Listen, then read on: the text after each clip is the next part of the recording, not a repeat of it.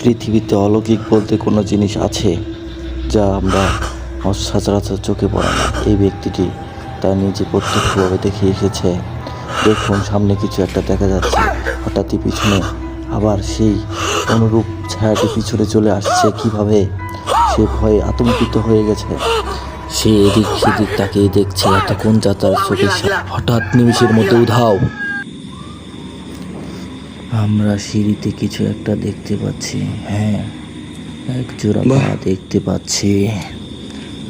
পাগুলো দেখা যাচ্ছে, একটু আলো মেরে আরো ভালোভাবে বোঝা যাচ্ছে।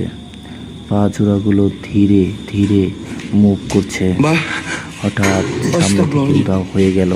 পিছনে দেখলাম ছোট একটা বাচ্চা। ওরে বাবা, কি রকম দেখতে! কিছু একটা বোঝানোর চেষ্টা করছি, কিন্তু